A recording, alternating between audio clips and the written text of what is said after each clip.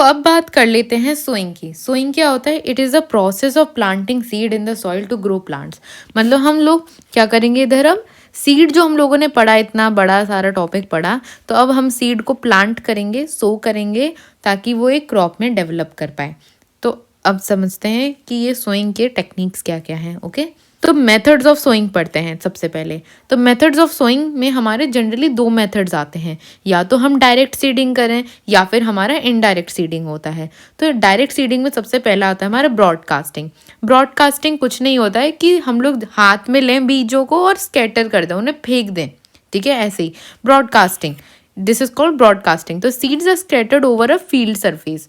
अब होता क्या है इसमें, ये ट्रेडिशनल प्रैक्टिस है।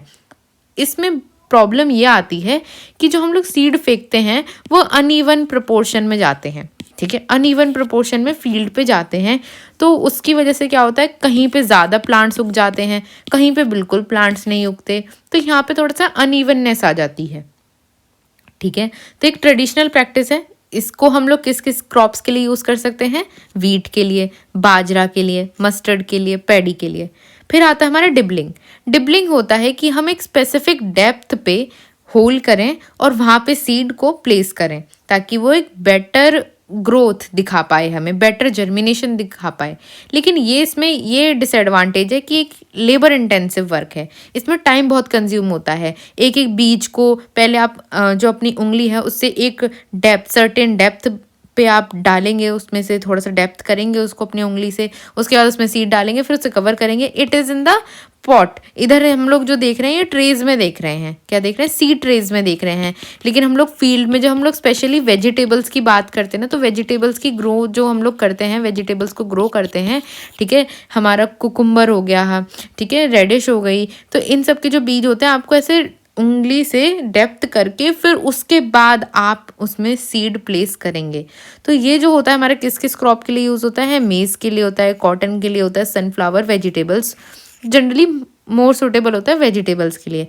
डिबलिंग के लिए हम लोग डिबलर का भी यूज़ कर सकते हैं। सिर्फ आप जो अपनी फिंगर्स का यूज़ ना करें, उसकी जगह पे एक डिवाइस होता है, या फिर एक आप बोलते हैं इंस्ट्रूमेंट की तरह कि एक डिबलर, डिबलर इसे कहते हैं। इसको, इससे हम लोग इस वाले पोर्शन से हम लोग सीड को प्लेस कर सकते हैं एट अ सर्टेन डेप्थ। फिर आता है हमारा ड्रिलिंग। ड्रिलिंग क्या होता है? ड्रिलिंग होता है कि हम लोग मशीन्स का यूज़ करें ताकि हम लोग सर्टेन डेप्थ पे हमारा डायरेक्टली सीड ड्रॉप हो जाए और फिर उसे हम कवर कर दें तुरंत का तुरंत ही। जिससे होता है क्या है, हमारा कंसिस्टेंट पॉपुलेशन रहती है। जब हम लोग सीड ड्रिलिंग मशीन्स का यूज़ करते हैं तो हमारा एक यूनिफॉर्म प्लेसमेंट होता है कि हर स्पेसिंग, एक प्रॉपर स्पेसिंग के बाद हम लोग सो कर रहे हैं। तो हम लोग यहाँ पे जैसे कि सीड डाल दिया और फिर यहाँ से जो होता है हमारी मशीन, जैसे कि इसमें पीछे का हिस्सा अगर मैं दिखाऊं तो कुछ इस तरह दिखता है। यहाँ पे बीज रहते हैं और यहाँ पे सोइंग होती चली जाती है और ये कवर होता चला जाता है लगातार।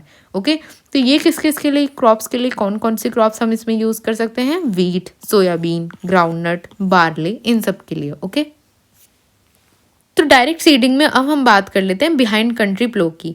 बिहाइंड कंट्री प्लो में क्या होता है, जो हमारा कंट्री प्लो होता है, प्लोइंग जो हम करते हैं उससे क्या होता है, फरोज बनते हैं। फरोज जब बनते हैं तो उसके बाद हमारी सीडिंग जो कराई जाती है हम लोग उसे आसानी से कर सकते हैं।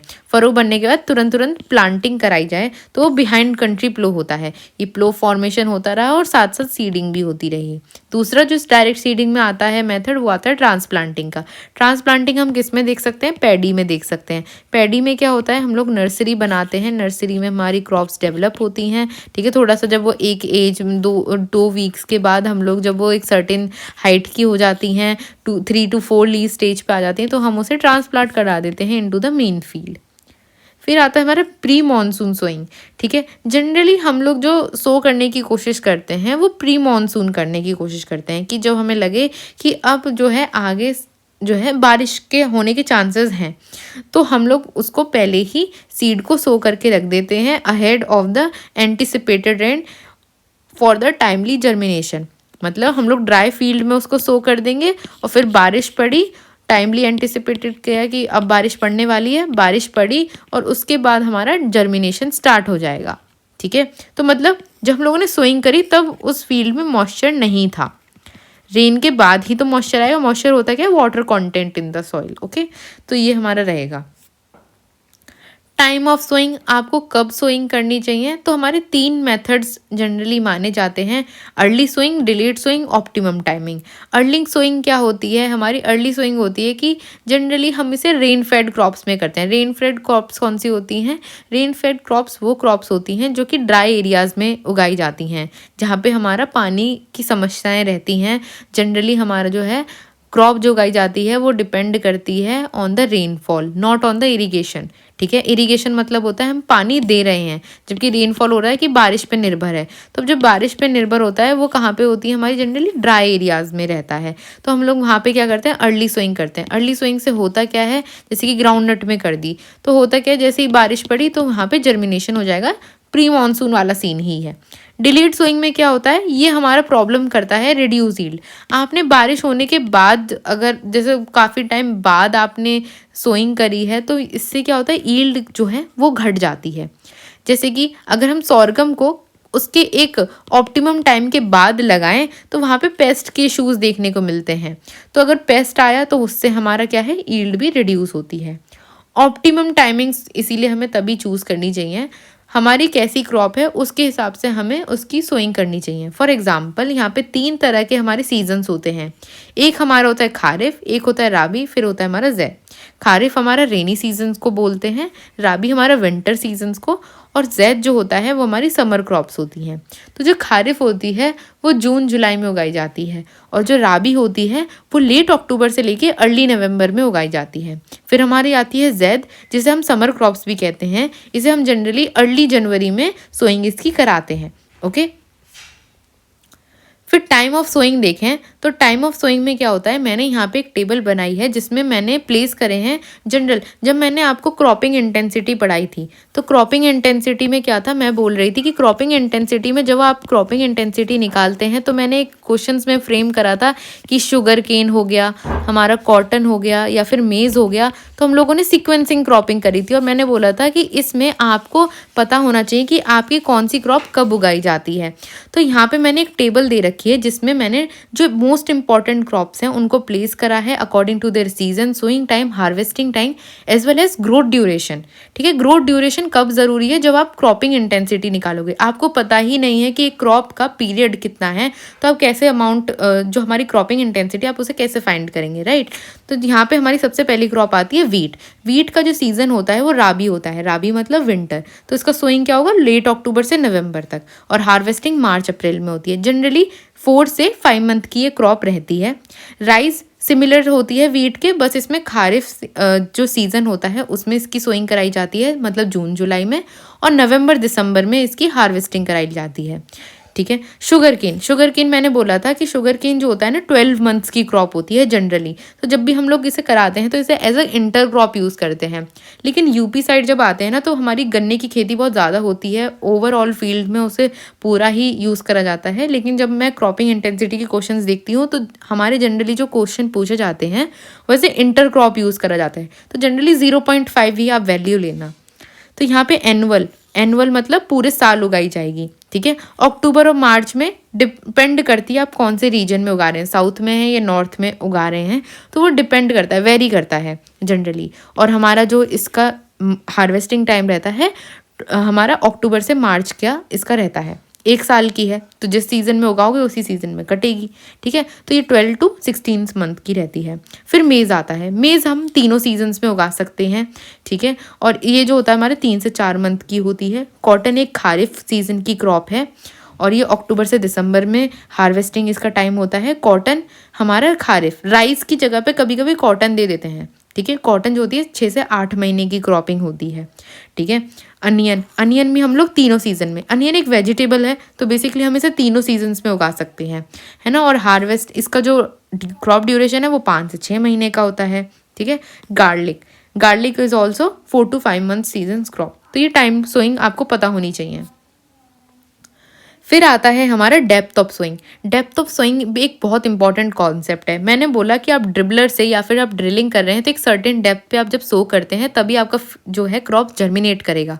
तो एक जनरल प्रिंसिपल होता है कि अगर जितना हमारा सीड का डायमीटर है उससे 3 से 4 गुना ही आपका जो है डेप्थ रहना चाहिए। मतलब आपको ये तो पता होगा कि सपोज ये सर्कल है, सर्कल में ये हमारा रेडियस होता है, वैसे ही रेडियस जैसे ये डबल कर दो तो इसे डायमीटर कहते हैं, ठीक है। तो एक जो सीड होता है उसका जो डायमीटर होगा, सपोज मेरा वो 0.2 है, तो मैं जब उसकी डेप्थ निकालूंगी वो 3 से 4 गुना टाइम्स होगी। मतलब 0.2 का आप 3 टाइम्स कर दीजिए या 4 टाइम्स कर दीजिए तो हमारे 0.8 से लेके 1 सेंटीमीटर।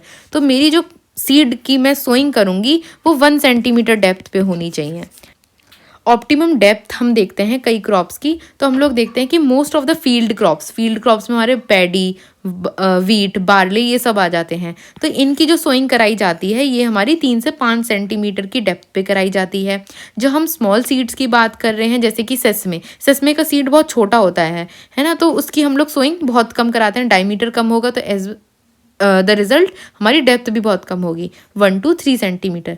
जैसे ही हम लार्ज सीड पे आते हैं जैसे कि मेज, ग्राउंडनट, इनके सीड का साइज काफ़ी बड़ा होता है, तो सोइंग की जो डेप्थ है वो भी 6 से 7 सेंटीमीटर हमारी हो जाती है। ओके, अब फैक्टर्स की बात कर लेते हैं। जब आप सोइंग करते हैं तो कई प्रॉब्लम्स आपको फेस करनी पड़ती हैं, तो उस हिसाब से आपको मैनेजमेंट भी देखना पड़ेगा। सबसे पहले आता है mechanical factor, depth of sowing. अभी जस्ट बात करी कि डेप्थ ऑफ सोइंग जो होती है 3 से 4 सेंटीमीटर डायमीटर्स के गुना होनी चाहिए। तो ऑप्टिमम डेप्थ अगर आपको नहीं पता, नहीं आइडिया, तो आप जनरली बोल दो लिखने के समय 2.5 से 3 सेंटीमीटर होनी चाहिए। वैसे तो ये इन्फ्लुएंस करती है सीड का साइज़ कितना है, सॉइल के अंदर मॉइस्चर कितना है, लेकिन हम लोग जनरली बोल देते हैं ऑप्टिमम डेप्थ हमारी 2.5 से 3 होती है, लेकिन डिपेंड करता है इन फैक्टर्स पे, ठीक है। सीड का साइज और वेट, लार्ज सीड है तो वो ज़्यादा अच्छा सीडलिंग प्रोड्यूस करता है as compare to the weak seeds या फिर smaller seeds. Okay, seed bed का टेक्सचर, आप किस सीड बेड पे, मतलब जो आपकी सॉइल है, सॉइल जो हमारा लैंड होता है जिस पे हम सो कर रहे हैं उसको सीड बेड कहते हैं। ओके, तो उसका टेक्सचर कैसा है, मैंने सॉइल साइंस जब आप पढ़ेंगे, सॉइल साइंस के ऑलरेडी लेक्चर्स अपलोडेड हैं तो आप उसे भी देख सकते हैं। तो जब आप देखेंगे कि सॉइल का टेक्सचर कैसा है, बेसिकली उसमें गुड एरिएशन होना चाहिए, क्रस्ट फॉर्मेशन नहीं होना चाहिए, एग्रीगेट्स नहीं होने चाहिए, हमारे जो है क्लॉड्स नहीं फॉर्म होने चाहिए सीड बेड में, एक प्रॉपर टिलेज होना चाहिए, टिल्थ होनी चाहिए उसकी, तभी एक हमारा जो सीड है वो जर्मिनेट कर पाएगा। सीड सॉइल कॉन्टैक्ट, मतलब सीड जो है हमारा क्लोज कॉन्टैक्ट में होना चाहिए और यहाँ पर जो है वाटर एब्जॉर्ब इफेक्टिवली। अगर आपका सीड और सॉइल में कॉन्टैक्ट नहीं होगा तो आपका वाटर कैसे एब्जॉर्ब होगा, ठीक है। सीड बेड फर्टिलिटी, आपका जो सॉइल यूज़ आप कर रहे हैं उसकी टिल्थ अच्छी होनी चाहिए, उसका टेक्सचर अच्छा होना चाहिए, फर्टिलिटी अच्छी होनी चाहिए ताकि हमारा जो सीड है वो आराम से ग्रो कर पाए। ओके, सॉइल मॉइस्चर होना चाहिए। ऐसा नहीं है कि सॉइल के अंदर मॉइस्चर नहीं है, मॉइस्चर का मतलब है कि वाटर कंटेंट नहीं है। अब वाटर कंटेंट नहीं होगा तो जब पानी ही सीड के अंदर नहीं जाएगा तो हमारा प्लम्यूल या फिर रेडिकल का मतलब है हमारा शूट या रूट की ग्रोथ होगी कैसे। तो मॉइस्चर की अवेलेबिलिटी एक इंपॉर्टेंट फैक्टर रोल प्ले करती है इन द सोइंग मैनेजमेंट। तो अब बात कर लेते हैं बायोलॉजिकल फैक्टर्स की। तो सबसे पहला आता है हमारा कंपेनियन क्रॉप फॉर एग्जांपल, जैसे कि हम शुगर केन को पोटैटो के साथ लगाएं, तो अब होता क्या है, जो हम शुगर केन को पोटैटो के संग लगाते हैं तो जो हमारी वीड्स होती हैं जिसके चांसेस थे ज़्यादा ग्रो करने के, अब उनको जगह मिलती नहीं है ग्रो करने की, क्योंकि हम लोगों ने बीच बीच में इंटरक्रॉपिंग के संग, जैसे इंटरक्रॉप करा रहे हैं तो पोटैटो लगा दिया, तो जहाँ पे वीड उग सकती थी वहाँ पे हम लोगों की जो है क्रॉप उगेगी और वो हमारे लिए हेल्पफुल है और हमारी इकोनॉमी, जो फार्मर का इकोनॉमिक स्टेटस है उसको भी बढ़ाएगी, इकोनॉमिक यील्ड भी बढ़ाएगी, क्योंकि हम दूसरी क्रॉप लगा रहे हैं जहाँ पे वीड के चांसेस थे। आप रो करेंगे, आप ऑफ टाइप प्लांट्स को भी हटाते हैं तो वहाँ पे क्या खाली जगह रह जाएगी। इससे अच्छा है कि हम लोग एक इंटर क्रॉप, कंपेनियन क्रॉप लगाएं ताकि वीड्स हमारी सप्रेस रहे। कंपेनियन क्रॉप्स का मेनली काम ही यही होता है कि जो हमारी जो वीड्स होती हैं एक पर्टिकुलर, एक होती है यहाँ पे मेन क्रॉप और दूसरी होती है हमारी कंपेनियन क्रॉप। तो कंपेनियन क्रॉप वैसे हमारी जो है फार्मर लगाते इसीलिए नहीं है कि उनको मेन क्रॉप जो है उसको बचाना होता है वीड से, ठीक है। कंपेनियन क्रॉप इसीलिए लगाई जाती है ताकि हमारे जो मेन क्रॉप है उसकी जो वीड्स हैं उसको डिस्टर्ब ना करें। और लेकिन इससे फ़ायदा ये होता है कि पोटैटो अगर उगा है तो उसको भी हम लोग हार्वेस्ट करके सेल कर सकते हैं, राइट। लाइट कंपटीशन, एक प्रॉपर स्पेसिंग होनी चाहिए। ये नहीं है कि हम लोगों ने ब्रॉडकास्टिंग में देखा कि प्रॉब्लम ये होती है ब्रॉडकास्टिंग में कि कहीं पे ज़्यादा पेड़ उगाते हैं और कहीं पे कम पेड़ उगाते हैं, तो एक प्रॉपर स्पेसिंग नहीं रहेगी तो हमारा जो बायोलॉजिकल फैक्टर है, एक कंपटीशन देखने को जो मिलता है, एक हेल्दी कंपटीशन ज़रूरी होता है एक प्लांट के ग्रो करने के लिए। अगर कंपटीशन नहीं रहेगा तो भी प्लांट सफ़र करता है, अगर ज़्यादा कंपटीशन रहता है तब भी प्लांट सफ़र करता है। एक लाइट कंपटीशन रहे तो ज़्यादा अच्छा है, क्योंकि सनलाइट के लिए और उन सब के लिए दिक्कत रहती है, न्यूट्रिएंट्स के लिए। ओके, फिर आता है हमारा soil micro organism. Favourable micro organism भी ज़रूरी होते हैं हमारे जर्मिनेशन कराने के लिए। अब बात कर लेते हैं सीड रेट की। सीड रेट एक बहुत इंपॉर्टेंट टॉपिक है, आपके प्रैक्टिकल्स में भी आता है। जनरली इससे हमारे न्यूमेरिकल पोर्शंस के क्वेश्चंस बनते हैं, लेकिन हम लोगों को कॉन्सेप्ट तो पता होना चाहिए कि सीड रेट होता क्या है। तो सीड रेट क्या होता है? हमारा क्वांटिटी ऑफ सीड जो कि क्रॉप को रिक्वायर्ड होती है to sow in a unit area of a land. मतलब मुझे एक ऑप्टिमम ग्रोथ करानी है। मेरा सपोज टारगेट है, सपोज कि मेरे पास एक हेक्टेयर का लैंड है, तो मैं उसमें कितना सीड डालूं एक पर्टिकुलर क्रॉप का कि मेरी ईल्ड एक सफिशिएंट ईल्ड, एक ऑप्टिमम ईल्ड मेरी प्रोड्यूस हो, तो उसको ही मैं सीड रेट कहूँगी। मतलब मैं कितना किलो सीड डालूं, कितना ग्राम, अगर बहुत छोटा सीड है तो मैं कितना सीड डालूं कि मेरी एक सफिशिएंट, एक मेरी जो डिज़ायर्ड क्रॉप है या ईल्ड है, मैं उसको ला पाऊँ। ठीक है। अब ऐसा नहीं कि आपका खेत एक है, 1 हेक्टेयर का, और आपकी जो अरमान है वो बहुत ज़्यादा बड़े फील्ड के हैं, तो ऐसा भी नहीं होता। एक ऑप्टिमम सोइंग की होनी चाहिए, एक सीड रेट हमारा ऑप्टिमम होना चाहिए, उस जो आप प्लांट करें हैं जिस भी लैंड में उसके अकॉर्डिंग होना चाहिए।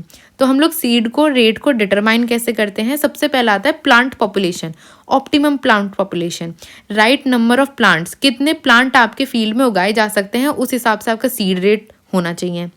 प्रिवेंट द सीड वेस्टेज, ऐसा नहीं है कि आप लोगों ने ज़्यादा सीड सो कर दिए कि लालच में कि हम तो ज़्यादा फसल उगाएंगे, ऐसा नहीं हो पाता कि अगर आपने ज़्यादा सीड उगा दिए ना तो कुछ भी नहीं उगेगा। ठीक है। जो आपने सीड सो करा है वो भी जर्मिनेट नहीं कर पाएंगे, 1-2 उगेगा। ठीक है। कंपटीशन इतना बढ़ जाएगा हर रिसोर्सेज के लिए, तो कुछ भी नहीं उगेगा। तो आप सीड वेस्टेज ना करें। ठीक है। उतना ही गिरें जितना रिक्वायरमेंट हो, जिससे क्या होता है रिसोर्स वेस्टेज भी ना हो आपका। क्योंकि अगर हम इनपुट इतना गेर दिया तो आपका जब आउटपुट आएगा तो वो इनपुट इतना ज़्यादा होगा, तो आप प्रॉफिट निकालेंगे तो बहुत मिनिमम होगा। हम लोगों को प्रॉफिट बढ़ाना है। ठीक है। तो हम लोग इनपुट मिनिमम करने की कोशिश करते हैं, रिसोर्सेज का यूज़ कम से कम हो। ठीक है। Quality of crop production, uniform growth रहे, प्रमोट करते हैं हम कि यूनिफॉर्म ग्रोथ रहे, मिनिमाइज कर सकें कंपटीशन को। Just what I have discuss in the previous heading also. तो कंपटीशन को हमें रिड्यूस करके रखना है। Efficient resource use, reduce the risk of paste and diseases, मतलब कि जो हमारी डिसीज़ लगने का या फिर डिसीज़ लगने का खतरा रहता है वो भी नहीं रहना चाहिए। तो ओवर क्राउडिंग नहीं करनी है। ओवर क्राउडिंग रहती है तो ओवर क्राउडिंग के संग प्रॉब्लम क्या है? ओवर क्राउडिंग रहती है तो हमारा क्या रहता है, प्रॉपर एरेशन नहीं हो पाता। प्रॉपर एरेशन नहीं हो पाता है तो हम लोगों का जो पेस्ट वगैरह है या फिर माइक्रो ऑर्गेनिज्म है, जो डिसीज कॉजिंग माइक्रो ऑर्गेनिज्म है, उनके लिए ब्रीडिंग ग्राउंड बन जाता है। क्या बन जाता है? ब्रीडिंग ग्राउंड बन जाता है। मतलब इनके लिए तो बिल्कुल एकदम आपने फेवरेबल कंडीशन दे दी कि भैया आओ हमारे खेत में, बिल्कुल डिसीज विसीज कर दो, तो ऐसे नहीं होता है। यहाँ पे आपको ध्यान देना है कि आप एक ऑप्टिमम सीड रेट पे करें, प्रॉपर स्पेसिंग के साथ करें, ताकि आपका जो है पेस्ट और डिसीजेज ना लगें। Here I have summarised all the important seed rates of all the crops. जब भी आपको इससे अलग कोई भी सीड रेट कहीं से पढ़ने की ज़रूरत नहीं है, कंबाइन है फ्रॉम द नेमरा सुंडा as well as from Arun कात्यान, और इसका कोई ऑल्टरनेटिव नहीं है, ये सारे आपको रटने पड़ेंगे। ठीक है। तो इनका कोई ऑल्टरनेटिव नहीं होता, इनसे सबसे ज़्यादा मैक्सिमम क्वेश्चंस फ्रेम होते हैं in your competitive exam as well as जब आप एग्रोनॉमी के इंडिविजुअल क्रॉप्स को पढ़ते हैं तो वहाँ पे राइस, वीट, मेज है ना, इन सब के बारे में इंडिविजुअल आपको सोइंग के बारे में लिखना पड़ता है, कितना सीड रेट की रिक्वायरमेंट होती है। तो this table is very beneficial to you, this chart is very beneficial to you. You can take a print out of it and paste somewhere on your wall, तो आके आपको याद रहे। ठीक है। इसको तो आपको एकदम कुछ चीज़ें होती हैं ना, जैसे कि रेनफेड में भी मैं बता चुकी हूँ कि क्या इंपॉर्टेंट है, जब आप लेक्चर्स पढ़ेंगे तो आपको पता चलेगा। तो ऐसे ही कुछ चार्ट्स होते हैं जहाँ से मैक्सिमम क्वेश्चंस फ्रेम होते हैं। तो एग्रोनॉमी, फंडामेंटल्स ऑफ एग्रोनॉमी में एक सीड रेट जो है एक इम्पॉर्टेंट पार्ट है। तो जनरली अभी तो डिफ़िकल्टी होगी कि मैंने तो नहीं पढ़ाया कि ट्रांसप्लांटेड क्या होता है, स्मॉल क्या होता है, SRI क्या होता है। स्टार्टिंग में जनरल याद रखें। जैसे कि अगर मैं वीट की बात करूँ तो इतना पता होना चाहिए कि 100 kg पर हेक्टेयर, इतना अराउंड आपका दिमाग चल जाना चाहिए। अगर मैं वीट का पूछ रही हूँ, मेज़ का पूछ रही हूँ, तो अराउंड आपका दिमाग चलना चाहिए कि 20 से 25, है ना। फॉडर के लिए थोड़ा ज़्यादा होता है, डबल कर देना है फॉडर के लिए। चिकपी का 70 to 80, है ना। अराउंड में याद रखो, बाद में स्पेसिफिक पे जाना। ठीक है। पहले अराउंड में तो याद रखो कि इतना इतना होता है, उसके बाद स्पेसिफिक करो। पैडी में अगर हम बात करें तो 40 से 45 ठीक है, तो ये हमारा अमाउंट रहेगा। अगर ब्रॉडकास्टिंग, देखो ब्रॉडकास्टिंग जब भी बोला जाए तो ब्रॉडकास्टिंग में फेंकना होता है। तो फेंकने का प्रॉब्लम ये है कि आप जब ब्रॉडकास्टिंग में स्कैटर कर रहे हैं तो वहाँ पे कहीं पे भी अनइवन ग्रोथ हो सकती है, तो हम ज़्यादा सीड रेट लेते हैं। ठीक है, उसके बाद आता है हमारे सीड रेट के न्यूमेरिकल्स का सबसे इम्पॉर्टेंट पोर्शंस। ठीक है, तो सीड रेट कैसे कैलकुलेट करा जाता है? सीड रेट कैलकुलेट करा जाता है एरिया पर प्लांट। एरिया पर प्लांट आपका कितना मीटर स्क्वायर हमें दे रखा होता है। जनरली ये जो एरिया रहता है कि आपका 1 हेक्टेयर में लगाई जा रही है क्रॉप, 1 एकड़ में लगाई जा रही है, तो इसको मीटर स्क्वायर में कन्वर्ट करके फिर आपको इसमें पुट करनी है वैल्यू। टेस्ट वेट होता है कि हमारा 1000 सीड का वेट जो होता है उसको बोलते हैं हम टेस्ट वेट। ठीक है, लेकिन हम लोग 1000 सीड सिर्फ स्मॉल सीड्स की बात कर रहे हैं, लेकिन अगर हमारा लार्ज सीड हुआ या फिर बोल्ड साइज का सीड हुआ तो हम वहाँ पे 100 ही सीड लेते हैं, लेकिन जनरली हम 1000 सीड्स के वेट को ही हम टेस्ट वेट कहते हैं। ठीक है, फिर यहाँ पे स्पेसिंग आती है। स्पेसिंग 2 प्लांट्स के बीच में स्पेसिंग कराई जाती है। जर्मिनेशन परसेंटेज ऑलरेडी डिस्कस किया था कि सीड में जर्मिनेशन कितना इंपॉर्टेंट होता है। इसकी परसेंटेज और प्योरिटी परसेंटेज आपको जनरली दी जाती है क्वेश्चंस में। ओके, ये वाला 100 क्यों आया? ये इसका है। ठीक है, इन दोनों का है, जर्मिनेशन का और प्योरिटी का। और ये जो 1000 है ये इसके लिए, 1000 के लिए, और ये मीटर स्क्वायर को कन्वर्ट करने के लिए 1000 है। ठीक है, अदर कहीं पे आपको दे रखा होगा कि सीड रेट का और भी अदर फॉर्मूला होता है कि प्लांट पॉपुलेशन। प्लांट पॉपुलेशन क्या है? एरिया पर प्लांट, मतलब कितने एरिया में लगा रहे हैं, और स्पेसिंग, उसको ही बोलते हैं प्लांट पॉपुलेशन। ओके, तो ये सब वैल्यूज पुट कर सकते हैं। सीड रेट का एक और फॉर्मूला होता है। इसमें क्या होता है, हमारा नंबर ऑफ सीड्स पर हिल्स का एक सेगमेंट आ जाता है। नंबर ऑफ हिल्स पर सीड्स क्या होता है, कभी कभी क्या करते हैं, जैसे कि वेजिटेबल्स की मैंने बात करी थी, तो वहाँ पे क्या आता है, हैंड सोइंग होती है। तो हम क्या करते हैं, एक 3-4 सीड एक साथ रख देते हैं। 3-4 सीड एक साथ रखते हैं कि भाई कोई एक तो उगेगा, एक नहीं तो दूसरा उगेगा। ठीक है, तो ये होता है नंबर ऑफ सीड्स पर हिल, मतलब आपने कुछ सीड को एक साथ रखा। ठीक है, तो यहाँ पे आ जाता है। बाकी सारा फॉर्मूला सेम है। तो सीड रेट के ये 3 फॉर्मूले हैं और इनके बारे में नीचे मैंने दे रखा है नोट बना के कि प्लांट पर पॉपुलेशन पर हेक्टेयर का क्या मतलब है, नंबर ऑफ सीड्स पर हिल का क्या मतलब है, test weight, weight of 1000 seed को बोलते हैं। ठीक है, और प्योरिटी परसेंटेज, जर्मिनेशन परसेंटेज कोई याद रखने की ज़रूरत नहीं है इंडिविजुअल क्रॉप्स का, ये जनरली हमारा क्वेश्चंस में गिवन होता है। ठीक है, फिर ये हमारे कुछ क्वेश्चंस हैं। ठीक है, ये वाला एक क्वेश्चन है, ये एक क्वेश्चन है, ये क्वेश्चन है। मैंने फॉर्मूला ऑलरेडी बताए हुए हैं, आप एक बार इन न्यूमेरिकल्स को ट्राई करना। ठीक है, अगले लेक्चर में मैं ये सॉल्व करूंगी सारे क्वेश्चंस को, लेकिन आपको पता होना चाहिए कि इन्हें करना कैसे। एक बार खुद ट्राई करना, अगर नहीं आए तो ही नेक्स्ट लेक्चर देखना। ठीक है, वैसे जनरली आएंगे नहीं, मुझे पता है, पहली बार में किसी को नहीं आते, तो देखना तो पड़ेगा ही, लेकिन आप पहले खुद ट्राई करें। खुद ट्राई करेंगे तभी आपको बेटर अंडरस्टैंडिंग होगी कि ये वैल्यू कहाँ पुट हुई, मैंने कहाँ गलती करी है ना। तो ये जो है 4th, 5th और ये 6th। नंबर ऑफ हिल्स पे भी एक क्वेश्चन है। ठीक है, बाकी जनरली आप सॉल्व करके देखें। तो ये आपको वैल्यूज़ ही पुट करनी है। ठीक है, वैल्यूज़ बेसिक कैलकुलेशन है, कुछ इसमें ऐसा रॉकेट साइंस नहीं है, सब चीज़ें पढ़ा दी गई हैं। कुछ क्वेश्चन जैसे कि 6th में, आई नो इधर थोड़ा सा मुश्किल होगा क्योंकि कॉन्सेप्ट बिल्डिंग है यहाँ पे थोड़ी सी, तो लेकिन आसान है। जो आपके प्रैक्टिकल्स होते हैं या फिर मैं बोलूँ न्यूमेरिकल्स जब आपके आते हैं पेपर में, तो वहाँ पे ये क्वेश्चन सबसे इंपॉर्टेंट होते हैं। इन्हें आपने सॉल्व कर लिया तो इसके अलावा आपको कुछ और सॉल्व करने की कोई ज़रूरत नहीं है। इनसे अलग कोई क्वेश्चन फ्रेम नहीं होता है। जनरली ये 6 क्वेश्चन का फॉर्मेट ही रहता है हर एग्जाम्स में। ठीक है, तो ये इनके आंसर्स दे रखे हैं for those who have solve the questions, जिनको चेक करना है कि ये आंसर उनके जो निकाले गए हैं वो सही हैं कि नहीं, तो यहाँ पे मैंने आंसर्स भी दे रखे हैं। नेक्स्ट लेक्चर में मैं इनके आंसर्स डिस्कस करूंगी, कैसे ईच क्वेश्चन का कैलकुलेशन आपको शो करूंगी। Okay, so that's all for the today's lecture. Thanks for watching and have a nice day, and please do subscribe to my channel, and thanks for watching.